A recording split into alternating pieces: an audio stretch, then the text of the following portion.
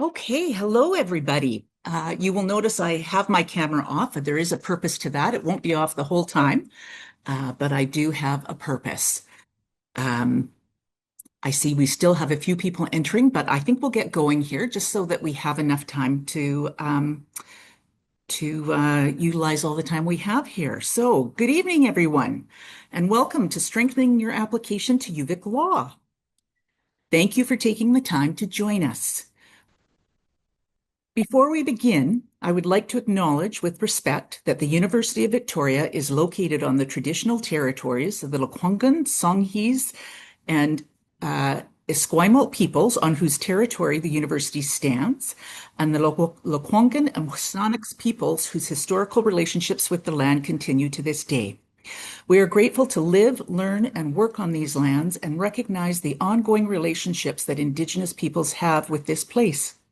As a law school, we are committed to advancing reconciliation and fostering a legal education that values diverse legal traditions, perspectives, and ways of knowing. My name is Lori Clare. I'm the manager recruitment and admissions at the Faculty of Law. But that's just my role. It isn't who I am. Outside of work, I'm someone who is deeply curious about people and their stories. I believe that our experiences shape us in meaningful ways and that every person has a unique perspective to offer. I find joy in nature, in quiet moments of reflection, in laughter with family and friends, and in helping others discover opportunities that they may not have thought were possible. My work in admissions is meaningful to me because it allows me to connect with people at an important moment in their lives and to help build a learning community enriched by diverse experiences and perspectives. I share that because I'd like to begin with a question. Who are you? Not your GPA, not your LSAT score, not the list of accomplishments on your resume. Who are you? What experiences have shaped you? What values guide you? What challenges have you overcome? What communities have influenced you? What brings you joy? What motivates you to pursue a legal education? And what perspectives will you bring to the study and practice of law? These are important questions because the strongest applications are not simply a collection of achievements. They tell a thoughtful and authentic story about the person behind the application. They help us understand not only what you've done, but who you are, what matters to you, and why UVic Law is the right place for your legal education. One of the most common misconceptions about applying to law school is that you need to present the version of yourself you think the admissions committee wants to see. In reality, we are looking for authenticity. We're looking for you to be courageous. We're looking for you to be strategic. We want to understand the person behind the application, the experiences that have shaped you, the resilience you've demonstrated, the values that guide your decisions, and the contributions you will make to our community. This evening, we'll talk about how to strengthen your application by presenting your experiences with clarity, purpose, and authenticity. We'll discuss the different components of the application, common questions we receive, and ways you can demonstrate not only your potential to succeed in law school, but also the unique contributions you would make to the Faculty of Law and the legal profession. Our goal is that you leave tonight with a clearer understanding of what makes an application compelling, practical strategies for preparing your materials, and greater confidence in telling your own story. Thank you again for being here. I look forward to spending the next hour and a half with you. Let's get this party started. So I purposefully left my camera off because I wanted you not to know what I look like, how I present. I wanted to give you an idea of what we see when you apply to the University of Victoria Faculty of Law. To us, you are a name on a piece of paper. We don't know how you identify. We don't know who you are. And listing off all your accomplishments in Part A of your personal statement to try and impress us really does nothing but confuse us.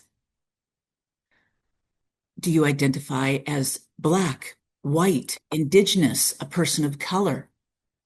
Do you identify, are you female identifying? Are you male identifying? Are you trans? Are you a member of the LGBT community? Where are you from? What lands do you occupy? Who are your parents? Where do they come from? Where do your grandparents come from? What's important to you? What brings you joy? Tell us who you are. We're not looking for the roles that we all occupy in our lives and engage with in our lives. That's not what I want to hear. What I'm really interested in is who are you? I'll give you an example of one that I thought was done beautifully in one sentence. Hi, my name is. I identify as a white gay settler man with ADHD and depression. Bam. Now I have an idea of who I'm talking to. It's not just a name. Now I'm engaging, I'm building a relationship, and I want to know more about this individual. When you start with a compelling, a compelling paragraph in your personal statement, and then you flip over and talk about your undergraduate degree, and then we flip over here to your work experience, and then we flip over here to a research paper maybe that you've done, and then we flip back over here, you've lost us. You've completely lost us. We have no idea who we're talking to, what is happening here. So I'm going to start with your personal statement because this is where you're going to make the biggest impact. I will speak about the LSAT and your GPA, but I'm starting with your personal statement because this is, if I've spoken to you or you've heard me speak previously, this is your powerhouse. Your LSAT and your GPA are going to crack the door open, but it is your personal statement that's going to get you through that door. So let's talk personal statement. I'm a visual learner. So think about, for me, I often describe it as a garden path. Your personal statement is two parts, part A and part B. Part A is 750 words where you are going to tell us, who are you? Why law? Why UVic law? And what are you bringing to the table that's really going to add value to the community and the environment we're trying to build at UVic Law and to the legal profession on the other side? So who are you? Are you maybe I've spoken to so many different students, and it's a hard question to answer because we're so used to responding based on the roles that we engage with in our lives. I'm the manager of recruitment admissions at UVic Law. Nope. I'm a wife. Nope. I'm a mother. I'm a daughter. I'm a sister, and I'm a niece. No, that tells you nothing about me. The same tells me and the committee nothing about you. Think about it this way. You are looking at UVic Law as a potential law school.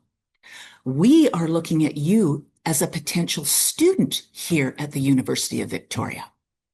For example, UVic Law is built on the foundations of human rights, social justice, and community.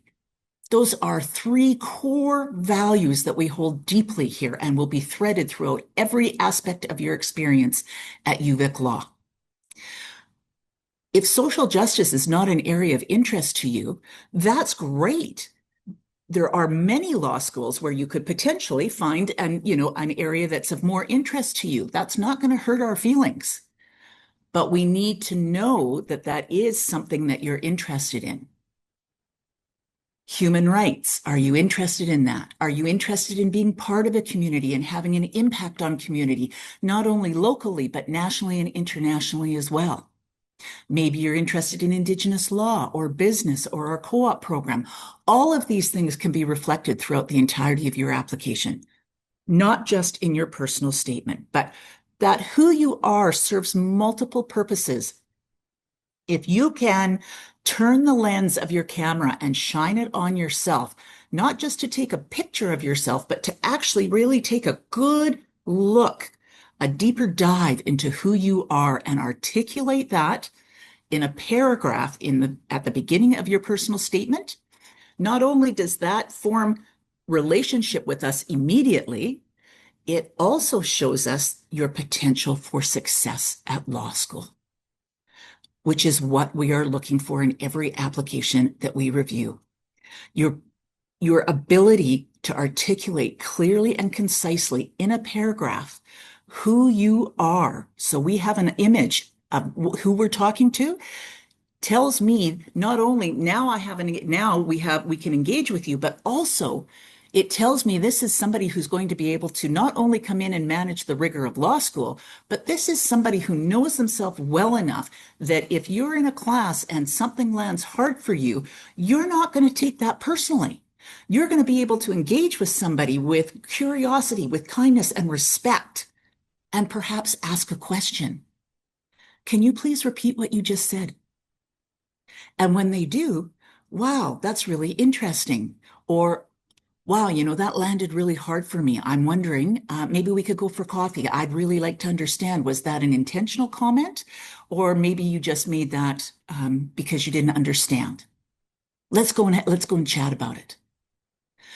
Law is not just about academic rigor.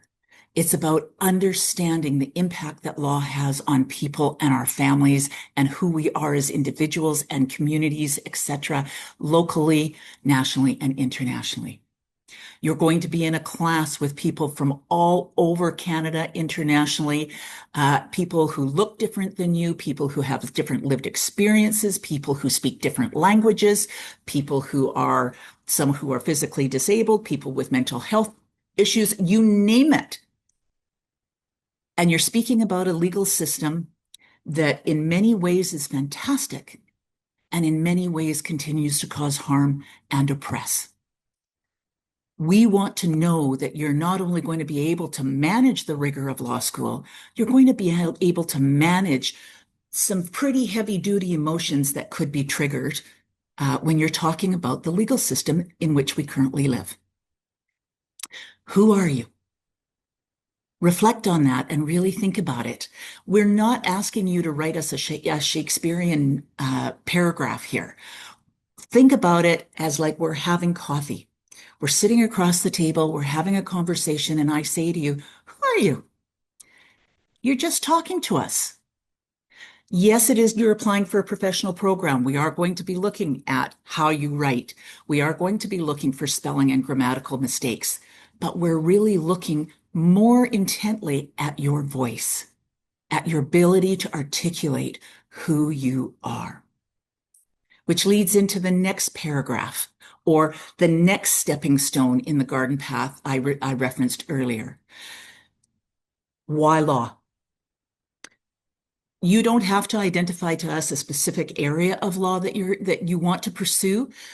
Your first 2 weeks at UVic Law are going to be in a course we call Legal Process, which is where we're going to teach you in the class and take you out on the land, and we're going to deconstruct your understanding of the law for the purpose that you can enter into your classroom in the 3rd week of September and start with an open mind and an open heart. That doesn't mean that if you want criminal law or business law or family law or entertainment law or whatever kind of law you're interested in, we're going to say, no, you can't pursue that. What I'm saying is come in with an open mind and an open heart. Your why law has to be more than I want to help people, more than I want to save the environment, more than I want to change policy. When I hear that, when I'm talking to potential applicants, I always say, well, if you want to help people, why don't you go into medicine or dentistry or accounting or kinesiology or physiology or, anything, education. Every discipline has a helping component. Why law? Why do you feel that law is the basis, the discipline that is going to help you achieve whatever your goal is? If you want to save the environment, why not go into graduate studies and let's get rid of plastics? Let's get them gone. If you want to change policy, why not go into poli-sci and pursue graduate work and go into government work? Why do you feel that law is the way that it's going to help you the best to achieve whatever your goal is on the other side. That is then going to lead into the next stone in the garden path, and that is why UVic law. In Canada, we are really, really lucky. We have, I should know this off the top of my head, but I'm going to say 22 to 23 law schools in Canada. Every single one of them, you're going to get a fantastic legal education. Why do you feel that UVic Law is the place where you can come and get an excellent legal education and also really thrive? Maybe your support structure is in Victoria. Maybe you live in Victoria. Maybe you're really interested in some research that we're doing. Maybe you're interested in our joint degree program, the JDJID program, which is the only one in the world right now. Maybe you're interested in our co-op program. Maybe you know people that have gone through UVic Law and really enjoyed their time here. Why UVic Law? And that now you've told us you're building that garden path. You've told us who you are, which moves beautifully into why law, which then moves beautifully into why UVic law. Now what I want you to do is tie it up in a beautiful bow for us and tell us, what are you bringing to the table that's really going to add value to the community and the environment that we're trying to build here, and to the legal profession on the other side. And before you start jumping in and thinking, oh yeah, okay, I've got exceptional written and oral communication skills. I can work really well independently and as part of a team. I can read large amounts of text and summarize it concisely, quickly and concisely. Fantastic. That's not what I'm necessarily looking for here. What I want you to circle back to is who are you? What have you learned on this journey up to the point where we are right at this moment? We all trip and fall, hopefully pick ourselves back up, learn from the lesson, and move forward. Maybe you are a new immigrant to Canada. Maybe you've experienced racism, microaggressions.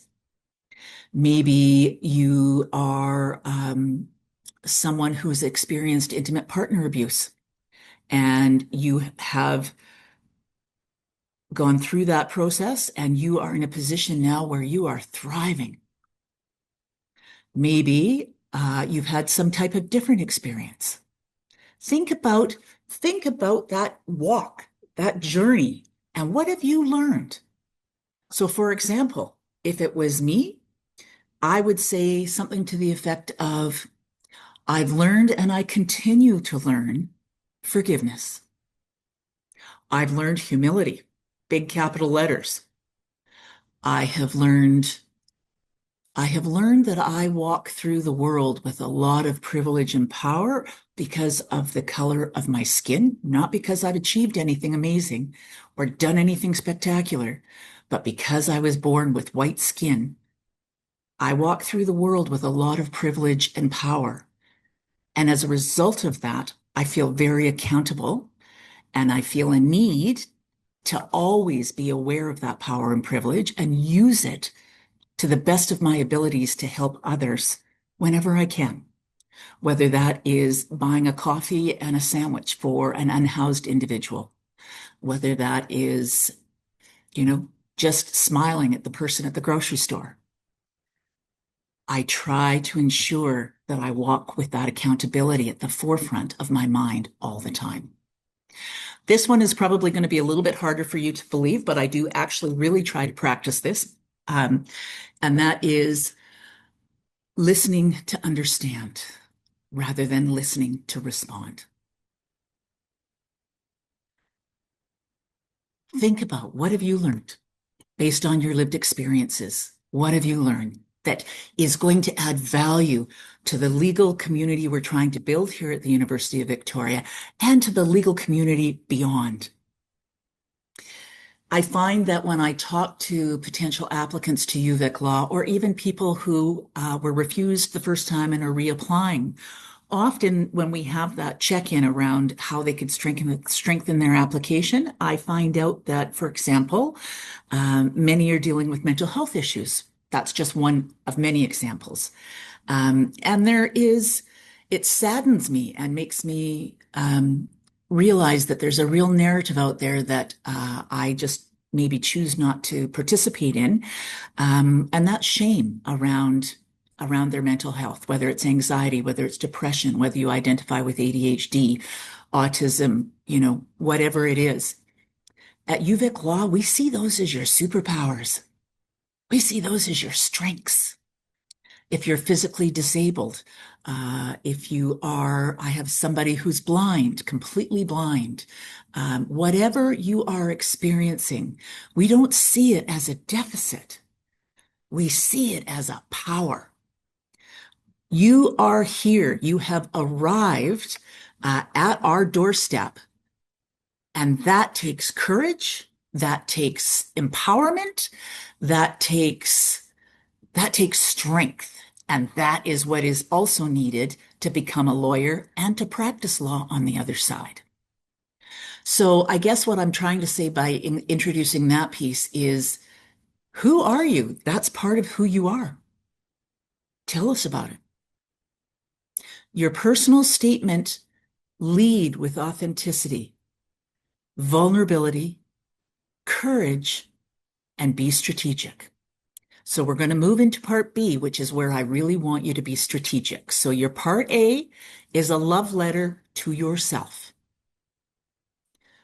Who are you? Why law? Why UVic law?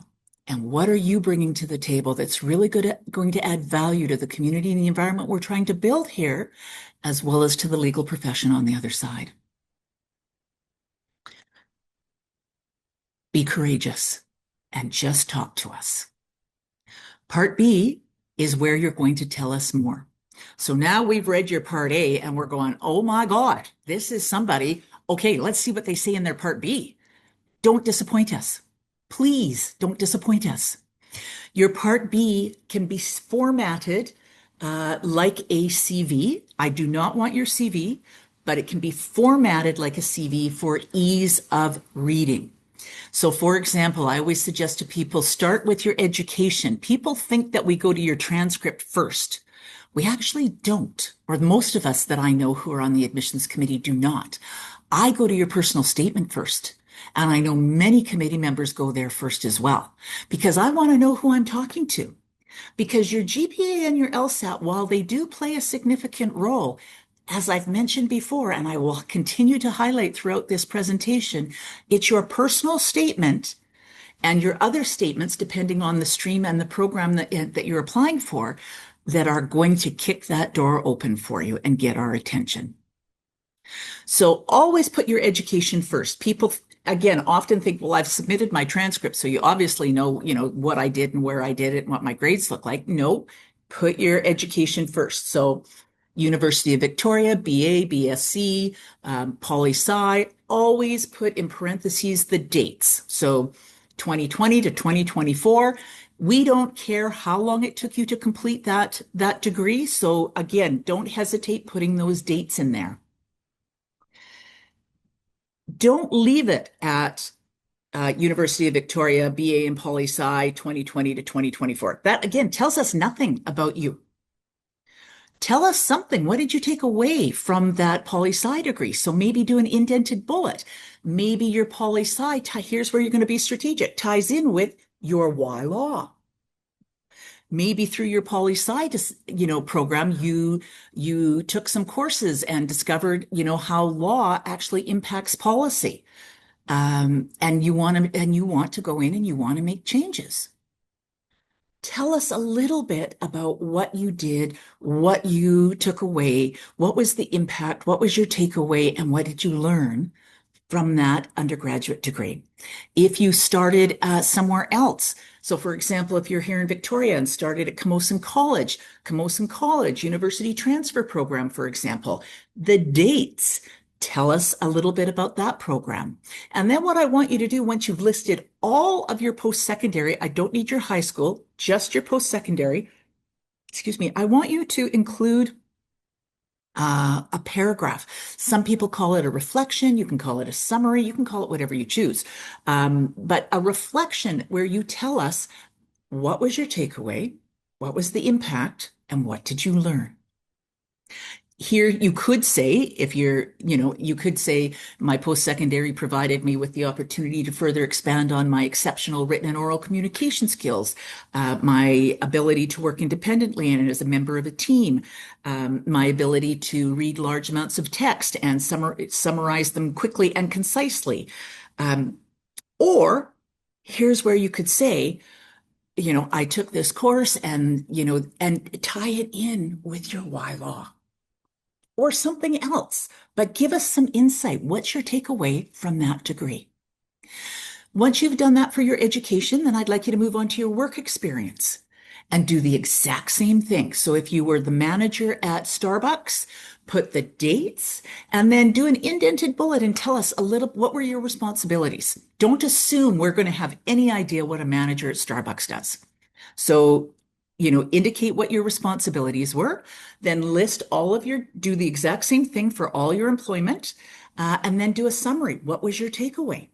So for example, if you were a barista at Starbucks, or sorry, a manager at Starbucks, uh, I bet you had a lot of opportunity to engage with a lot of different people. I bet you developed a skill set of building a relationship quickly and moving people through. I bet you learned how to lead with curiosity and follow with kindness and respect. I bet you learned how to work independently and as part of a team. I bet you had amazing organized time management skills and organizational skills. You may have also had an opportunity to really see the difference between privilege and those without privilege, depending, tying in with your why law. Uh, Once you've done your work experience, so you've done your education, your work experience, now you can tell us maybe you've got extracurriculars, if you have volunteer work, if you've done a research paper, if you have published, this is part B, there is no word limit. That's not an invitation for you to give us 20 pages of your accomplishments. Keep it tight and concise because we are reading a lot of applications and we have to move through them quickly. So the point of doing it in a CV format is so that we can pick out that information quickly and fast and really focus in on those skill sets and those lessons learned. People always ask me, what jobs do I need to work in a law firm? What volunteer opportunities, what extracurriculars are going to take me to the top of your offer list? And my response is none. You don't need to have any legal experience to come into law school. Maybe you're a single parent with two kids going through undergraduate. We're not going to expect that you would have volunteer work or even necessarily any extracurriculars. If you do, however, what we are most interested in is what was the impact? What did you learn and what did you take away and are bringing forward to your studies in law school and to the legal profession on the other side? Education, work experience, extracurriculars if you have them, volunteer work. Again, we don't know you. So if you're using an acronym, please spell it out because you'll lose us with an acronym. We might not know what you're talking about. If you tell me that you're working, I can't, I've had people who have, okay, I'm old. I've had people who have talked about video games and things that they're doing. And I'm like, I have no idea what that is. Like, I'm sorry, I have no idea what you're talking about. So explain it. Make sure that you don't leave any questions unanswered. Don't use acronyms, use an acronym only if you spell it out. And don't assume we know what you learned, what you did, or what you learned from those experiences. If you don't tell us, you've lost an opportunity for us to get a really good picture of your potential to be successful. So it's not just part A, it's part B where you really have to dig in and really share with us. I was the manager at Starbucks for 4 years. Yes, I had those hard skills. The time management, the organizational skills, the ability to de-escalate conflict, the ability to build relationship and that. But you know what I really noticed? I noticed kindness wasn't something that people really took the time to do. I noticed that relationship. Very few people, even, they looked at me like I was just the barista. I was of no importance at all. They had no idea the work that goes into working at Starbucks, this pressure, the stress that we're under. I noticed that the quietness of some people and how others were really freaking loud. My goal in law is to advocate for those peoples whose voices were maybe perhaps not as loud as others. Okay? Tie it in. Be strategic. Tell us what you saw, what you learned, and what you're taking away. Okay, education, work experience, extracurriculars, volunteer, anything else that you want to tell us, and then finish it off and this isn't required, but I do encourage people to do it. One, because it lightens the mood. Two, because it ties in with your potential to be successful. It gives us further insight, and that is include some fun facts about yourself. If you speak multiple languages, tell us. If you, so like some fun facts, I've got somebody coming in this year who won a chicken wing eating contest and told us all exactly about his strategy and how he was able to win the chicken wing eating contest. I have somebody whose goal is to make the perfect lemon meringue pie. I have somebody who's in their 40s who's learning to play the drums for the first time. I've had somebody who talked about being a dad. Just prior to coming in to starting law school and what that was like for him. I've had people who are runners, swimmers. I have a whitewater kayaker, somebody who crochets the weather.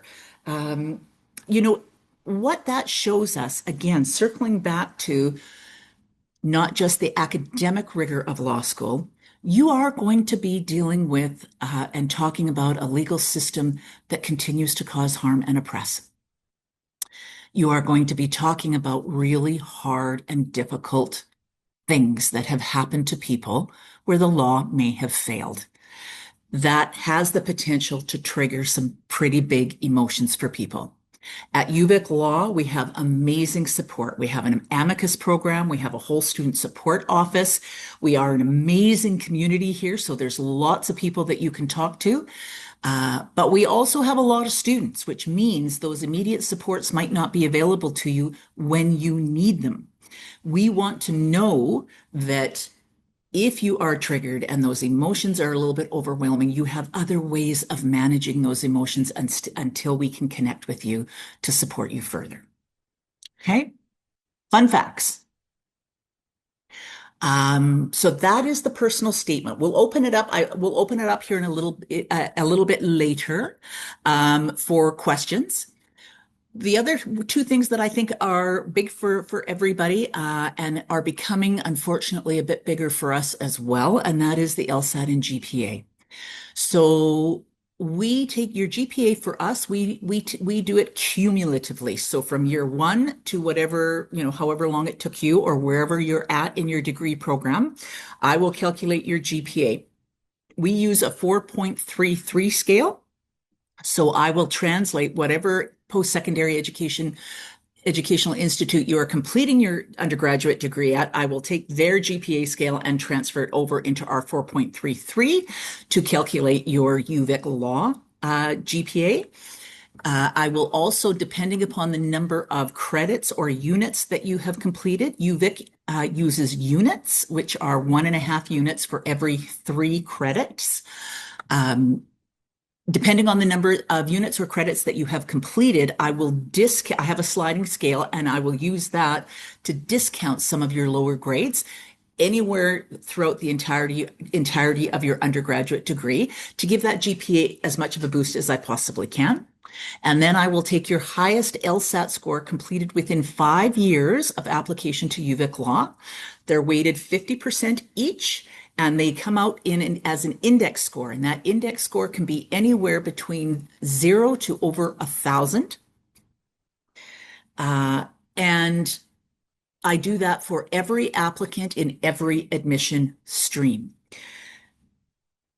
It breaks my heart a little bit that I'm actually having to say this, but the past couple of years have been, and I'm saying it because of this, the past couple of years we've seen an incredible increase in the number of applications to UVic law.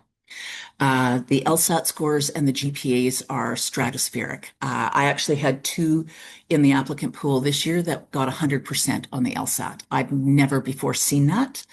98th percentile was pretty common this year.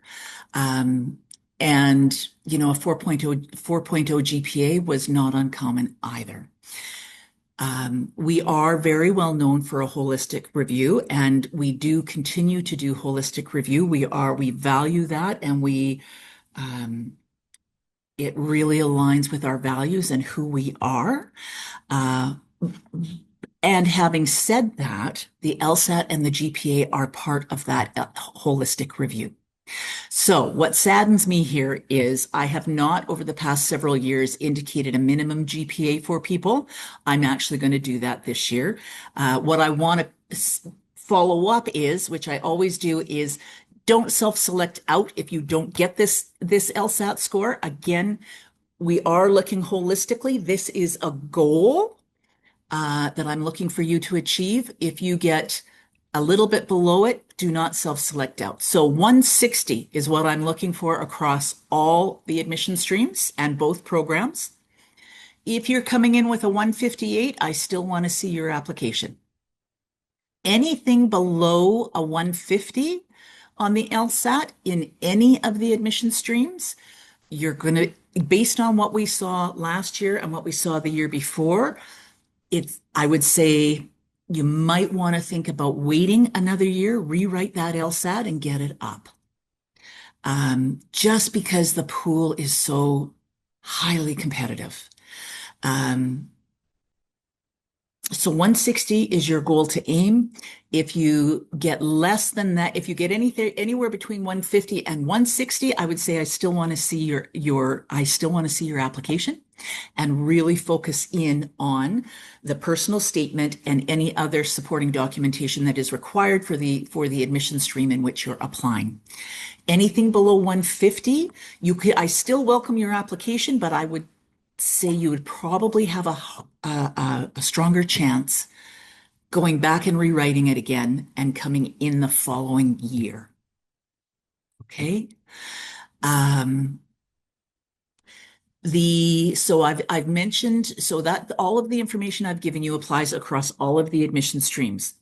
I'm going to speak now about the inclusive admission stream because what I found this year, the inclusive we opened about 3 years ago, and we moved it from the discretionary, which was very deficit based in my mind, to the inclusive, which is where we really wanted to honor and identify for people. We see you, we see your strength, we see how you have overcome barriers and you've learned how to thrive and you've learned to integrate that pain, that sorrow, that horror in cases, but you haven't let it defeat you. You've integrated it into yourself. You've learned from those lessons and you want to bring it forward to help others. We see you, we see your superpowers, and we want you here.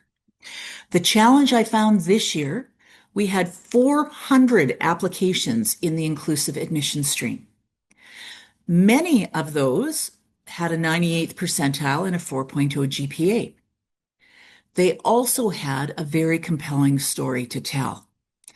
The challenge was there was no connection between that compelling story and an impact on their GPA or LSAT score. And because they applied in the inclusive, I was unable to move them over to the general. So you need to be very aware of that. Whichever admission stream you apply within is the admission stream that you will be evaluated and reviewed in, and you will compete against the people in that particular stream. I cannot flip you between the admission streams. So if you apply in the JD General and really you would have been more competitive in the inclusive, I can't move you. If you apply in the inclusive and you've got a really strong GPA and a really strong LSAT score, Utilize that story in your personal statement and in part A and part B. You're not going to be able to share it to the extent, but you can absolutely share it in the who are you and why law, and then down in your part B. So I caution you to please, please, please read the requirements for each of our admission streams and for the JD program and the JD program. And if you have any questions at all, please reach out to us because we're happy to talk to you and give you some suggestions if that's what would be helpful. In the inclusive admission stream, I am looking for an inclusive admission statement that speaks to what happened. How did it impact your ability to get a competitive GPA or LSAT score? What did you do about it? And what is different now? Your inclusive your inclusive statement and your personal statement are two distinct documents. They are not the same. They are two distinct documents. They serve two distinct purposes, but they can absolutely be interconnected. So that who are you can give us some insight into what we're now going to be anticipating reading in your inclusive statement. There is no word limit on your inclusive statement because we want you to tell us your story using your own words. Again, not an invitation for a research paper. Keep it tight, keep it flowing, keep it moving. Don't start off with an intro on something that happened to you and then move us flip over here and talk about your family and then flip over here and talk about something else and then circle back. You have to remember, we don't know you. So you've got to keep it flowing for us. What happened? How did it impact your ability to get a competitive GPA or LSAT score? What did you do about it? And what is different now? What supports have you got in place if, for example, your anxiety and depression get triggered? Can I ask if you're willing to share? Is there anybody here? I'm just who is intending on applying within the inclusive admission stream. And I only ask because if there's enough, I will share an example of an inclusive admission statement. If not, then feel free to reach out to me and I'm happy to do that for you. Okay. Two, oh, no, yeah, 2, 3, 4, 5. Okay. All right. Is everybody okay if I take a slight detour here and I will try to make this quick just to give some insight?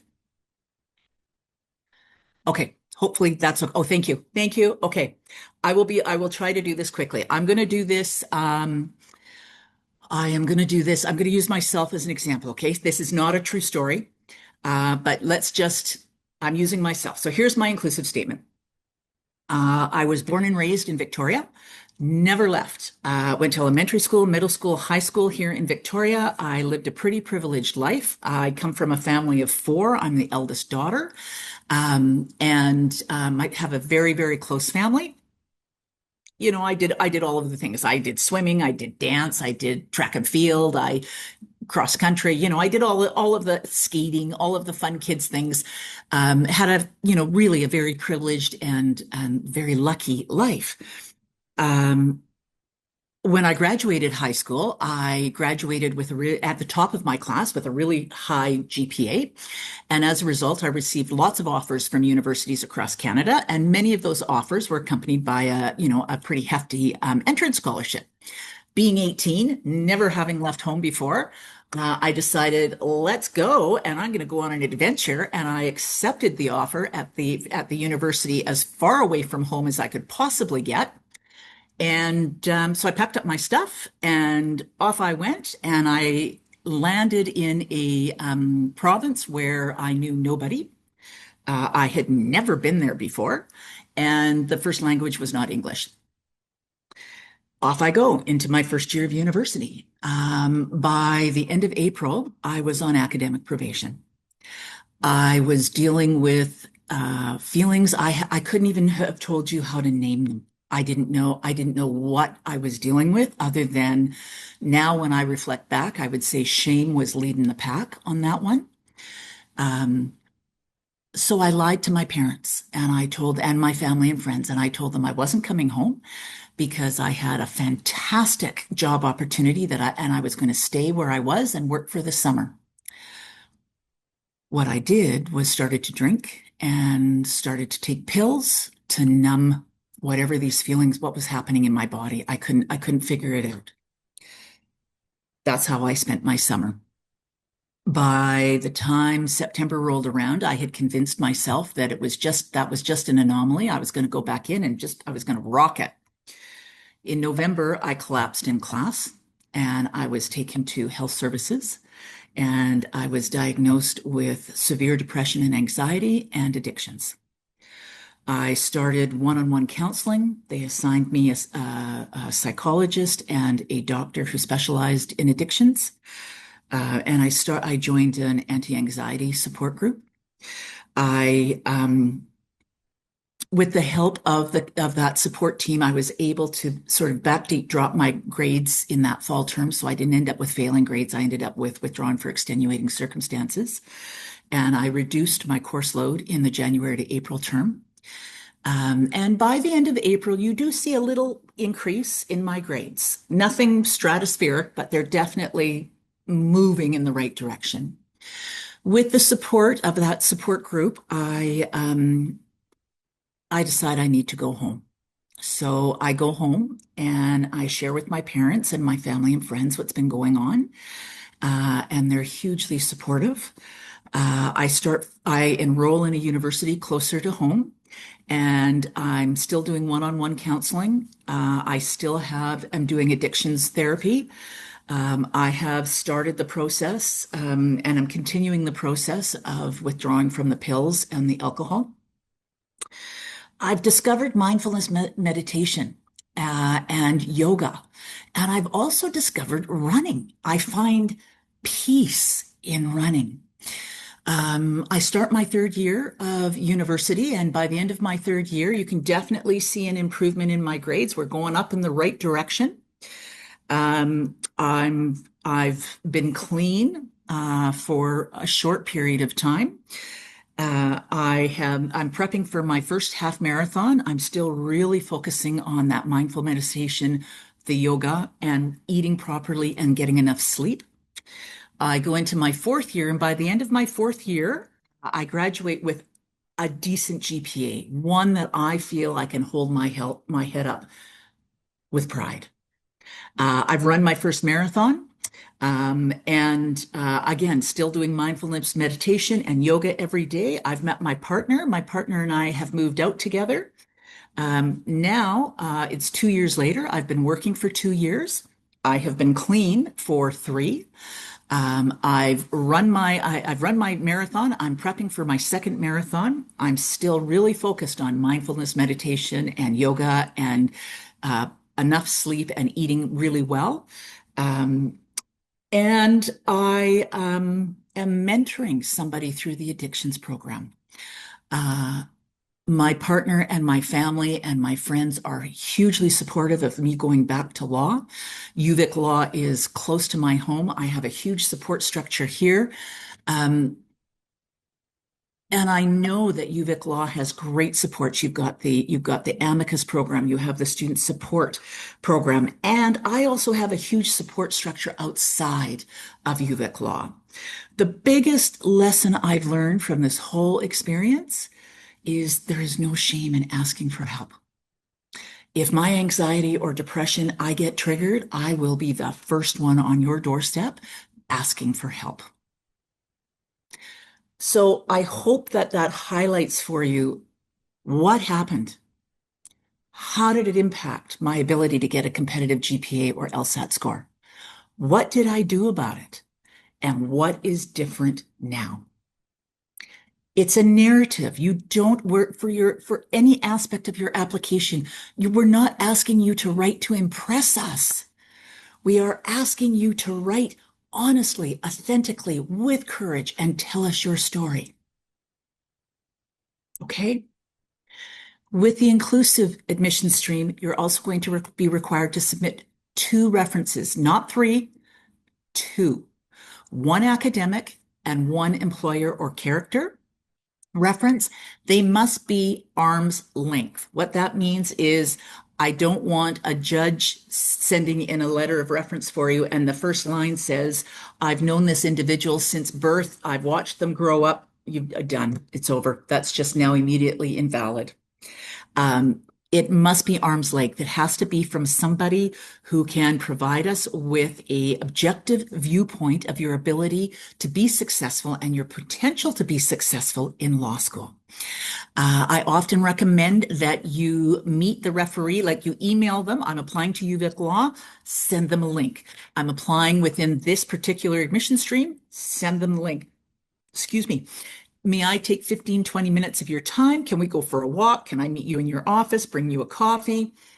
And I always think it's really important to do it face to face because you will get a gut feeling whether this person is going to give you the type of reference that is really going to strengthen your application or whether they're just going to give you sort of a template reference that will kill your application. Because we're not relying primarily on your LSAT and your GPA, we are really going to lean hard on these references. So what I'm looking for and what the committee will be looking for in your references is not just that this individual attended my Sociology 400 class, they showed great leadership, they were a great student, they asked fantastic questions in the class. I think they'll be great in law. You just killed it. What I want is this person wrote a paper that blew my mind or really was thinking outside of the box, or this people really demonstrated leadership. And an example of that is they did this group presentation on this topic, and the members of this individual's group really spoke to how this individual took a leadership role and really pulled this all together. It could be maybe you were really struggling in the course, but by going to office hours, you were really able to improve your writing, your research ability, and your grade is reflective of that. When you go to meet with them, what I suggest is take 3 to 4 talking points. Do you remember that paper I wrote? Do you remember me coming to your office hours? Do you remember? Because to write a really strong reference letter takes time. And it's time often people don't have. But if you approach them with humility and authenticity and give them some idea of what they actually need to do, they will write you an outstanding application or an outstanding reference, sorry. If you don't get that feeling that that's the type of reference you're going to get, walk away, thank you so much, and go find somebody else. For those of you that may not be able to provide an academic reference, that's fine. But I'd want to know why you can't. And also, what I would want is a professional reference that's acting as your academic on your behalf. So if you're going to do that, then I would suggest you include a note with your application indicating why you were unable to get an academic reference and why you have chosen this particular individual to act as your academic reference on your behalf. Again, no questions unanswered. If you don't tell us that, they're going to go, where's the academic reference? There's no academic reference, done. Okay. So that's the inclusive. For the Indigenous, same thing. Your connection to community needs to be a connection to community. So if you are coming through the Indigenous admission stream, we're looking at that connection to community where we recognize that many Indigenous applicants do not have a direct connection to their own community based on Canada's history with our Indigenous communities. But do you have a connection with another community? And if you do, tell us about that. And if you don't, tell us why and what you're doing to try and build a connection. Okay. It's really important and gives us, again, insight into who you are and what you're bringing to UVic Law. Same with your references. Don't quote me. I'm not going to even speak to it because it's on the website and my brain is frying here a little bit. But same thing. Go and speak to them, talk to them, give them examples, and tell them we need a really in-depth reason why they're supporting and why they're putting their name beside yours to support your application to UVic law. The Black admission stream, we are looking for the Black admission statement. This statement, again, there is no right or wrong way necessarily to do this. What we're looking for is for you to speak to us about your experience of being Black.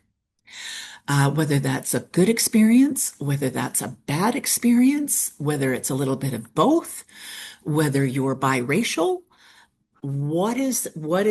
tell us, talk to us. I had one of the most, in the Black admission stream anyways, that I have ever seen was love letters to people who had had an impact on this individual's life. And it was so incredibly done and so incredibly beautiful. So it's up to you to share with us how you want to do that, how you want to share your experience of being a Black individual wherever you're located. Some people really speak to the beauty of that. Some people speak to the community and the beauty. Some people speak to their experiences of racism.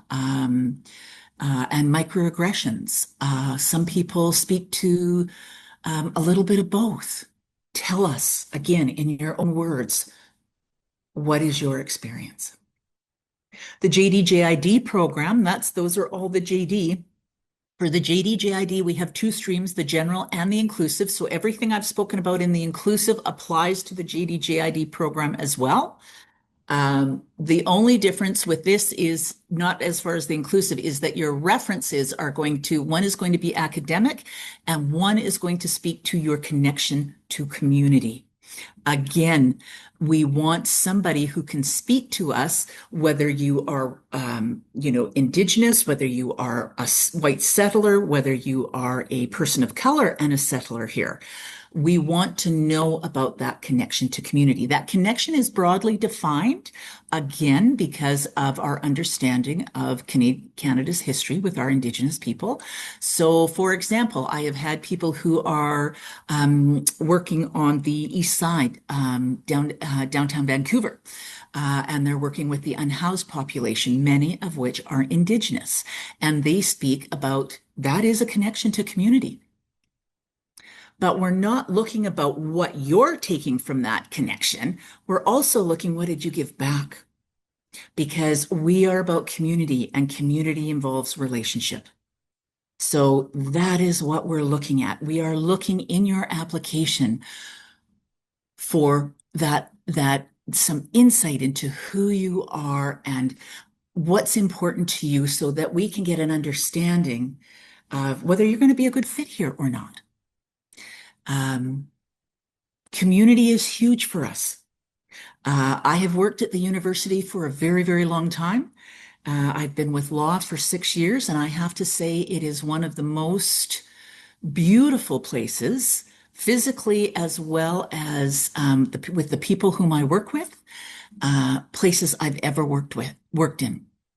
I'm not saying that there aren't challenges, that there haven't been difficulties, that there aren't upsets, etc., but the way those things are handled with curiosity and openness and authenticity is unlike anywhere I've ever been before.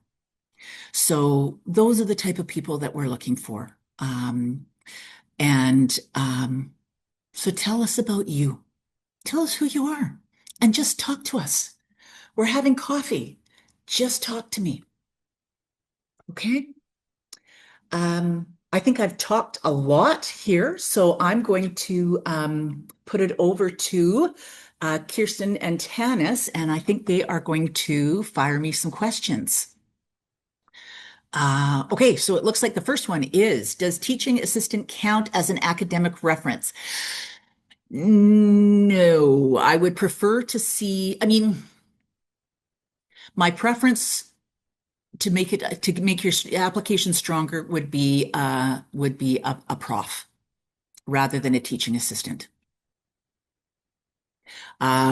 Second question is, when should I submit my application? Do I need to have my LSAT score before I apply? Great question.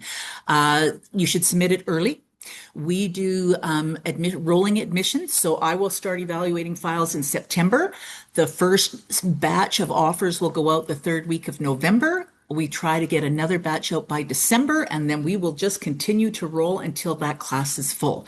This year, what happened was, well, we got hit by a variety of things. One, we got close to 1,700 applications this year, which is more than we've ever received.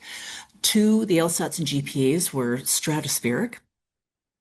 Three, 700 people of that 1,700 applied on December 1st. And four, I didn't even make close to the number of offers that I've made in previous years because the class was full by March 31st and nobody was moving. So the uptake of our offers, usually what I can usually anticipate is if I make 100 offers, I can usually count on 40, 50 if I'm lucky, will actually take those seats. This year it was closer to 80 took those seats. So what I'm saying to people now is get your application in early, and no, do not wait for your LSAT score. When people submit, you submit your application in its whole entirety online, you upload it. It doesn't come that way to us. We have to pull it and now rebuild your application on our end. If we already have an LSAT score for you, great, it'll come into me for review. If we don't have an LSAT score, then at least your application is already pulled together.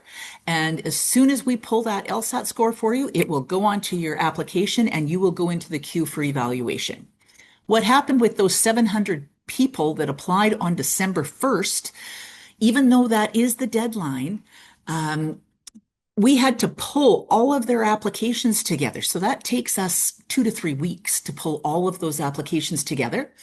And then many of them were writing the January LSAT for their first LSAT. So now we're not getting that LSAT until mid-February. They've now dropped to the bottom of the pile for evaluations. The class was full before I could ever even look at their applications. So yes, get them in. Let us know there is a space on your application where you can let us know if you're writing the LSAT. If you're writing in September and then you decide to write in November, but you haven't put that on your application, that's okay. Kirsten and Tanis are amazing, and they will look and make sure that if you've written in November, we will put that and get that to your application. Okay. I see a bunch of applications, so I hope that answered your question. Can you move my transcripts from last year's application? Yes, we can.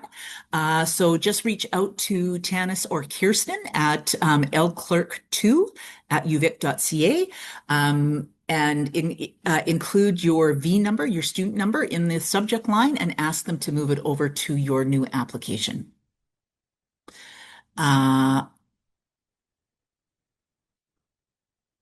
Oh, yes, we can absolutely share the recording with you. I'm not sure when that will become available, hopefully within the next day or two, but yes, we will absolutely make it public.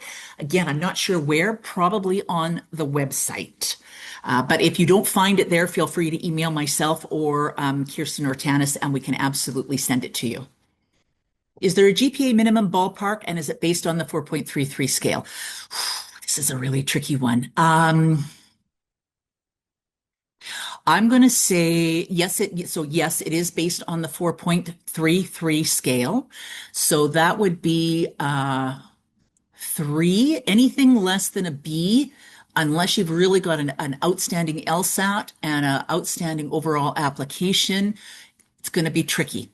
So this is where it's hard to say this is the LSAT and this is the GPA that's going to get you admission, because I have people who are, have a really high LSAT and a really high GPA who don't get in because their personal statement just isn't sufficient.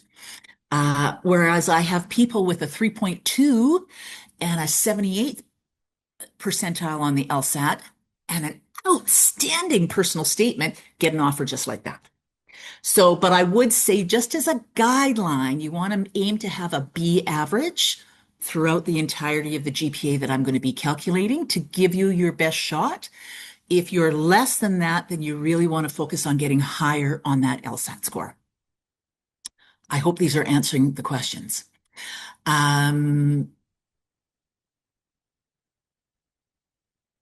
Yeah, so absolutely. So Lori mentioned for the general stream, we can mention having our support system in Victoria as part of our UVic. What does it look like to integrate that? So it could just be, I'm really interested in UVic law.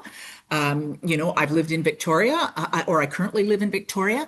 Let's say, for example, my husband has his job here, and my kids are going to school here. My parents and his parents are here. So my immediate family and my extended family are all here. It's my hope to practice in Victoria when I graduate.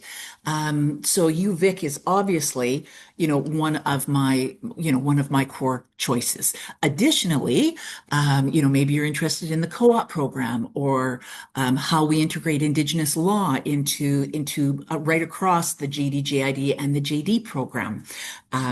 Hopefully, so there are multiple ways of integrating that into your Y law or your YUVic law, sorry. Are there any positive considerations to a graduate student who has a master's degree with a high score and not a great score for their undergraduate degree, or masters don't have any positive count? They are not included. So a master's degree is not included when I calculate your GPA. I only use your undergraduate degree. If your file goes forward to committee for a holistic review, they will absolutely look at that master's degree. What I would suggest here is here's a perfect example of you want to take a look at the JD general requirements. And if you experienced barriers that impacted your ability to obtain a competitive GPA in your undergraduate degree, then maybe you want to take a look at the inclusive and talk to us about that. I want to be really clear with the inclusive admission stream. There is a difference between a barrier and a choice. So if I chose to join the bridge club, let's say, at UVic in my undergrad, and really chose to focus all my energy because we were going to go and we're going to the nationals, and then we're going to go internationals, and we're really going to, we want to get that first place. And that had an impact on my undergraduate degrees throughout the entirety of my undergrad. That is not a barrier. That is a choice. Okay. So we're really looking, like you really have to, we're looking for a barrier that has a direct connection to what we're seeing your performance is on your undergrad. If you did not do well in your undergrad and then it swings up in your graduate, maybe there's a reason there. Often I say to people, transcripts tell a story. You just need to tell us what that story is. And that can be really hard. I spoke to somebody this morning who I looked at their transcript, and it was the exact same scenario you're describing to me. And initially it was like, oh, well, I was young and I didn't do that great. And I thought, no, I read their personal statement, etc. And I thought, no, there's something more here. And so I nudged a little bit and the story came out. I'm not saying that that's true for everybody, but it's really important if you're considering applying within the inclusive, it must be a barrier. So something that was out of your control, not a choice you made to do something rather than focus on your academics. From an academic perspective, a question that we often would ask. So for example, like for a varsity athlete, for example, who chose to focus on their varsity sports rather than their academics, my question would be, there's a ton of support at every post-secondary educational institute. Why did you not reach out to an academic advisor when you realized you were struggling with managing both and see what possibly could have happened? This is the example I'm talking about know who you are, because those are the people who are not going to be afraid to ask for help. The only people who fail law school are the ones who don't ask for help in a timely manner. Okay?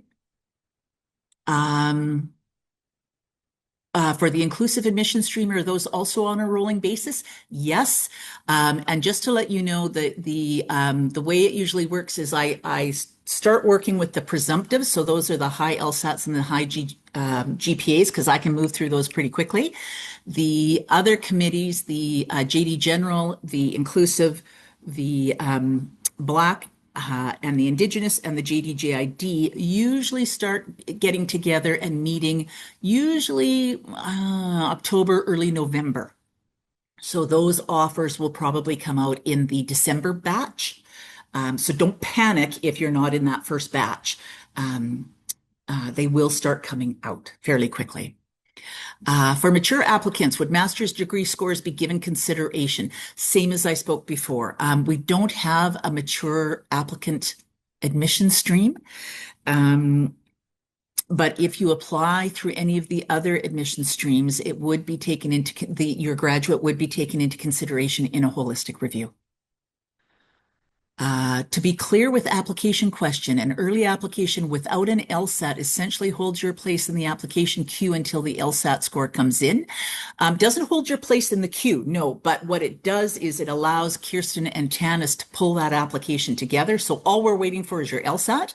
And as soon as we get it, it'll come into me rather than okay, now I've got my LSAT. We pull your LSAT, but we're still waiting for your application form. And there's 500 people ahead of you who are being reviewed first. I hope that makes sense. Does the fact that someone is reapplying for the third time after not being accepted twice negatively impact their chances of acceptance on future applications? Absolutely not. I often share with people one of my, well, I have many, like Kirsten, many favorites. She graduated this year. She graduated in May of this year, and it was so freaking fantastic. Applied 3 times. The first time applied inclusive. You know, a lot of people try and keep it, I just see surface. They try to make it very flowery and da da da da da, and we have no idea what you're talking about or who you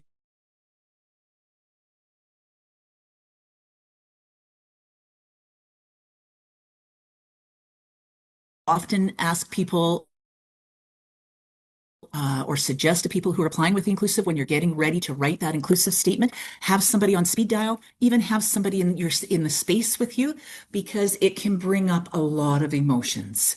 And it's, you know, you might want to have somebody there with you that you can go and just get a hug, have a cup of tea, or just sit with in silence. So second time she applied, I knew the story. The committee didn't. The committee was like, I think this is what she's trying to say. I'm not 100% sure. I don't know. We will not make assumptions. So if you have not put it on paper, we're not going to try and guess. Refused. Third time round, she put it in black and white right there. Ba-dum, ba-dum, ba-dum, ba-dum. It was fantastic. Made an offer immediately. She just was so courageous and wrote it so beautifully.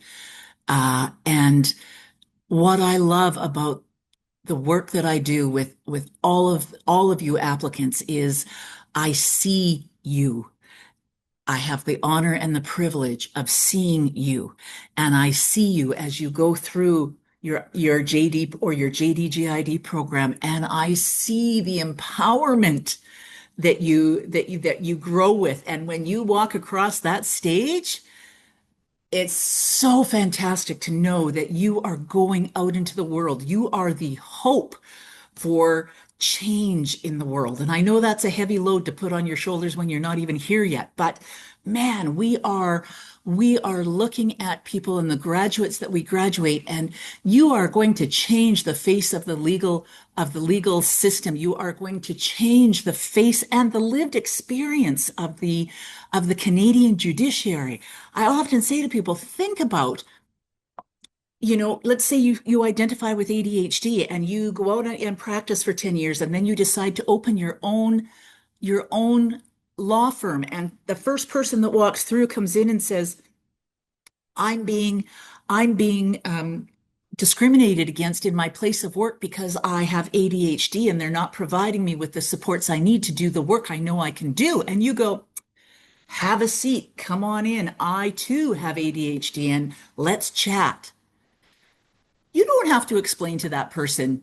That person now doesn't have to explain to you what ADHD is, what they're dealing with, what supports they need. You've just built a bridge of trust that for me, somebody who does not identify that way, it would take so much longer to build that bridge.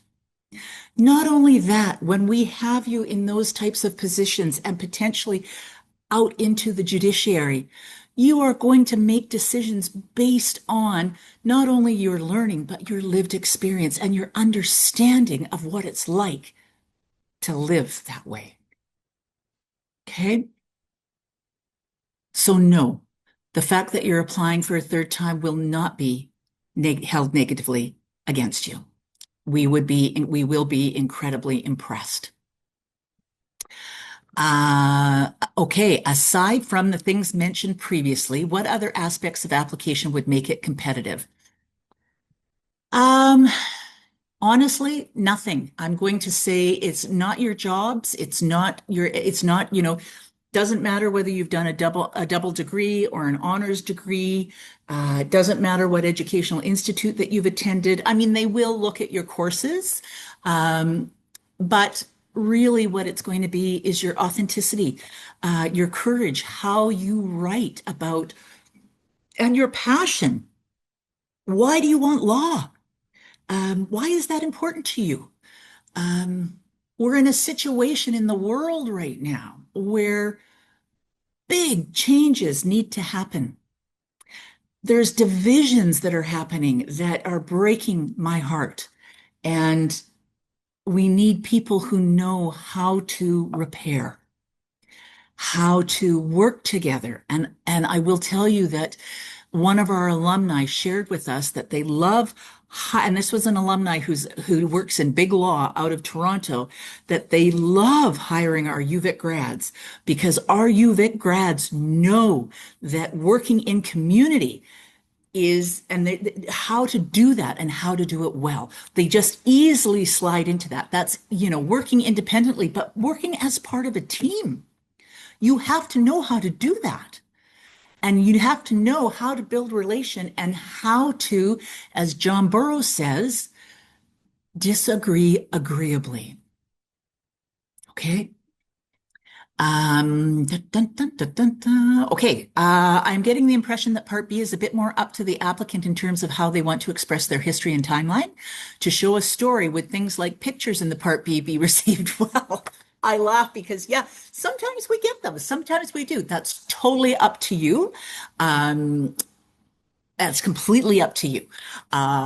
Yes, it can add some humor and some fun to an application. Which also reminds me, and thank you for bringing this up. Lots of people will include, so maybe you're doing a podcast or you've done a TED Talk or, you've done something, you've done a research presentation. Lots of people will include a link to that. The admissions committee is not allowed to go surfing on social media to check you out. That is absolutely not within our rights to do. However, if you include a link in your personal statement to highlight perhaps, again, tying it being strategic, maybe you did a TED Talk and it really ties in with why you want law, absolutely include it in there. But if it's going to take us to a link that perhaps is not going to show us your best side, don't include it. Okay, so be very aware of and be very strategic of what you are putting into your application. Does inclusive allow self-identified applicants or is documentation required? Okay, so if I don't get this right, then please put your hand up or send me another, or send Kirsten, put something in the chat. I'm going to say, say, for example, I'm a Black applicant who is choosing to come through no, actually, I'm going to change that. Let's say I'm a member of the LGBTQ2 plus, community and I am choosing to come through the inclusive admissions stream, we're not going to ask for you to identify.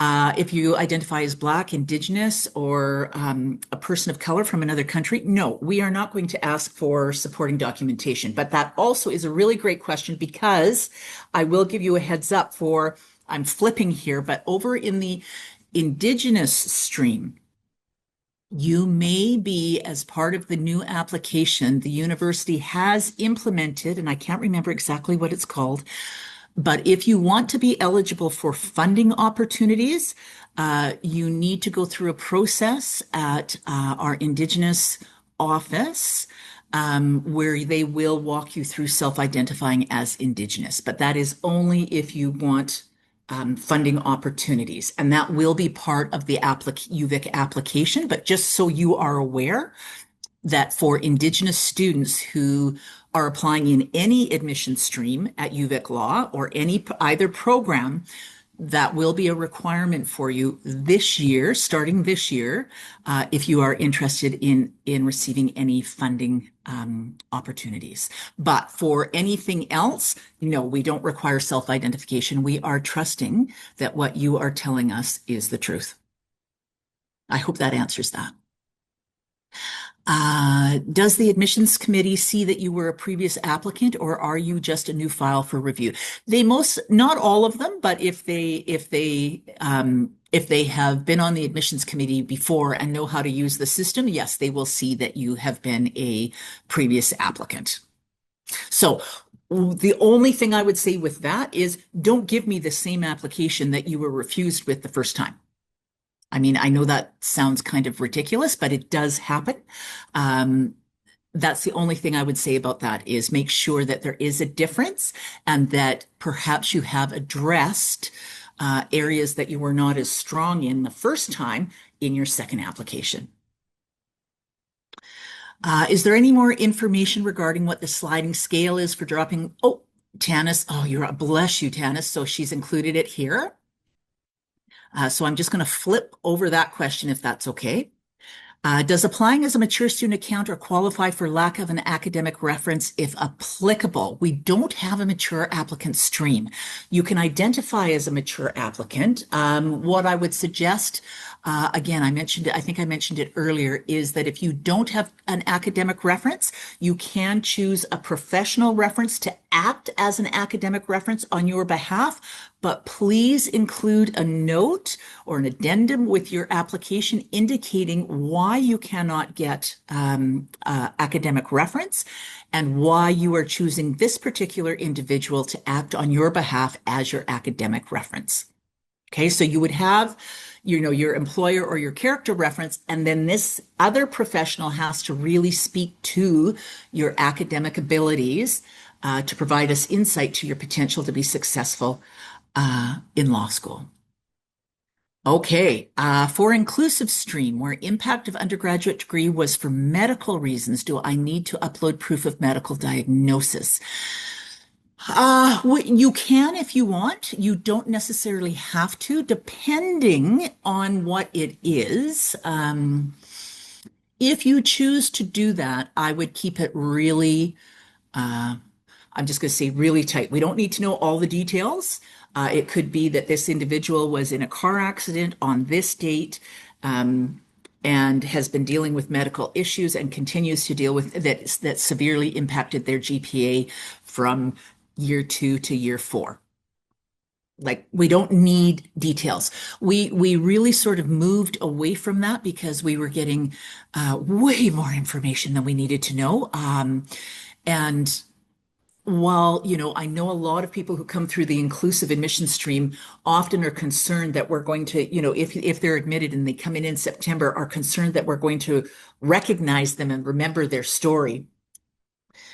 We're reading a lot of applications, and while I may remember circumstances, or maybe the committee might remember something, it's not likely, but we also don't need that deep a dive into your personal information. So if you choose to, you can, absolutely. And I have seen people who do it, but keep it, don't give us a whole lot of personal information. I would just keep it as tight as you possibly can. Okay, I think I've got one more question, and then I think I have 4 minutes here. I'm not sure if the question is outside the scope of this session, but out of curiosity, how many members are on the committee and how are they able to read every application? Great question. So, my admissions committee in its entirety is 7 faculty members. They can change year in and year out. I have 5 nominated students. So 3 are nominated from the Law Student Society. They are third year students in the JD or fourth year students in the JD JID program. Then I have 1 that is nominated by our Indigenous Law Student Association, and I have 1 that is nominated by our Black Student Association. And then I have 2 professional admin who sit on that. One is Zubeida Khan, who is our student coordinator. She sits on the Black Admissions Stream Subcommittee. And Ruth Young, who is our Indigenous Special Advisor, who sits specifically on the JD-JID and the JD Indigenous Subcommittee. So what we do is we get together every year. We go through specific training. All of the admissions committee members go through specific training, and then we get together and we have conversations on what the presumptive offer should be for the JD general program, what the wait list range is, which is if you fall within that, you're going to go forward to committee for a holistic review, and that changes every year. And even if you fall below that, I will still review your application to determine whether or not I feel you're strong enough to go forward to committee. Then we break out into those subcommittees. So I have a specific inclusive admissions subcommittee. I have a specific JD General subcommittee. I have a specific JD JID, JD Indigenous subcommittee. I have a specific JD Black. And I think I may be missing somebody, but and on our Black admission committee, we also have a Black community member who is a lawyer. On the JD JID, I have so on the subcommittees, there's usually 2 faculty, 1 student, and then I sit on all of them, or Kirsten or Tanis sit if I'm not able, or Deb if I'm not able to be there, and we are there to answer questions to make sure that that everything is going according, that they're following the rules the guidelines that we have provided to them to make appropriate decisions. The inclusive admission applicants go through a 2 review process. So myself and a second reader will read all of the inclusive admission files. We determine which ones go forward to committee. Then those ones go forward to committee, and the committee makes the decisions. How are they able to read every application? We work really hard to push them to read every application. We do categorize. So for example, there's the presumptives, there's those that are on the wait list that are going forward to committee. Then in the JD General, anybody below a 160 LSAT sort of gets pushed over into a section to the side, and I look at those ones later. And we work really hard to move. I mean, I have an absolutely outstanding team here. And we work really hard to move those applications through as quickly as possible. And at the same time to answer your questions and be present for you. I do read every application, again, making sure that processes, transparency, and fairness is being adhered to. I'm getting the message that that's it. I hope that this has been helpful. If I've missed anything, please feel free. Oh, okay, sorry. Okay, Kirsten, I'm going to take one more question. You mentioned earlier that you would review a part of someone's application with them. Is this something we can do within reason? So I review people, if people have been refused, I and myself and Kirsten will work with you and review your application and give you some suggestions on where you can strengthen it. We do not review applications of incoming applicants for the new year. Sorry, thank you. I should have made that clarification. If you are refused, then we will absolutely welcome setting up an appointment with you to look over your application and give you feedback. So again, if there's anything that we missed, anything you would like us to expand on, we are in the process of developing some more webinars. The next one is going to be held by Deb who is our financial aid officer and admissions officer. So that we haven't scheduled that, but keep your eye open for that. That will be coming forward shortly. And if you have any ideas on what you'd like us to speak to in this type of format, please just email lclerk2, or you can reach out to me at claire@uvic.ca. And one thing I want to say to you before you go, I hope you all, when you get off of this meeting, you go to Spotify or whatever, and you find the Tina Turner, and you go find the best. You are the best, because that's what we believe, and you have that rocking while you are writing your application, because you are the best. So wishing you all the best. I look forward to seeing your applications. And if you have any questions, please feel free to reach out to all of us. Thank you. And a huge thank you to Tanis and Kirsten, who are staying way over time here to allow me to continue to talk. So thank you, and wishing you all the best.